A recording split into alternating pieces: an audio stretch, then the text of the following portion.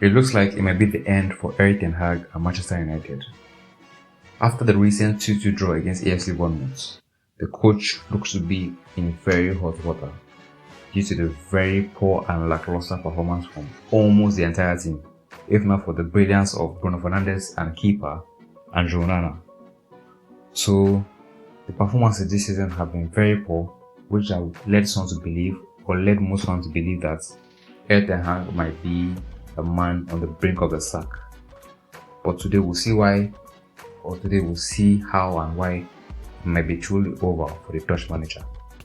When Dutch manager Erik ten Hag was hired from Ajax, we were all excited about the rebuild because he himself had done a rebuild at Ajax, leading them to a good number of years of dominance in the Eredivisie.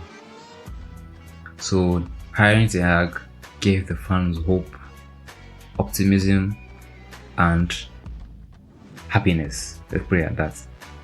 So during his first season, in which in my opinion was a success, he won United the Carabao Cup, took us to a third place finish, and also led us to being runners-up in the FA Cup final. So when the season came to an end, we the fans were much more hyped for the next season due to the progress we had made just in a single season and the success he had. So into the incoming transfer window, he got his ball-playing goalkeeper in Andrew Onana, also got his young centre forward in which he can build at the club for the next decade in Rasmus Højlund, and also a very good promising attacking midfielder in Mason Mount. So he made some key adjustments and key signings for key areas in the team. So fast forward a couple of months and United are in the business end of the season. And if you take a look at what we have achieved this season, we are worse than where we were last season. United are 7th, battling for an Europa League spot, not even a Champions League spot. Clearly, because West Ham and Chelsea are an arm's reach away from us. We have considered more shots, or the most shots in the Premier League, that is, we have considered more than relegation threatened Luton, Sheffield, and Burnley. Our attack is one of the worst, as you can see with our -1 goal difference. And the midfield, looks very, very disjointed.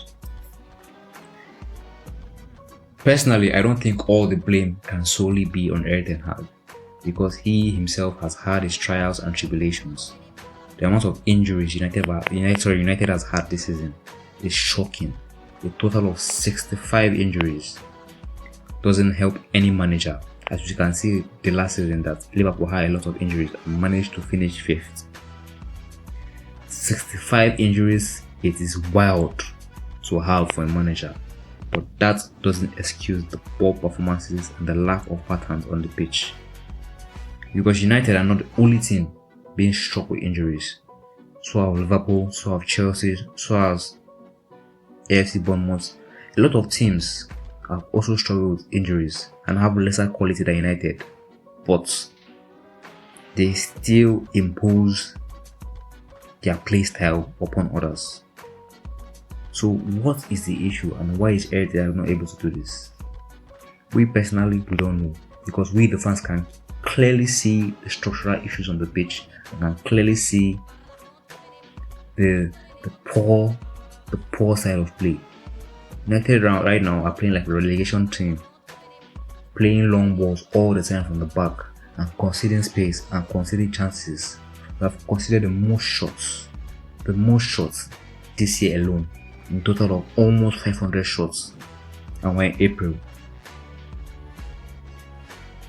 Ever since Ineos came to the club, I feel that Erik ten Hag has been a man auditioning for his job, and so far he's failing the audition, because if from now and the end of the season the team doesn't improve in performances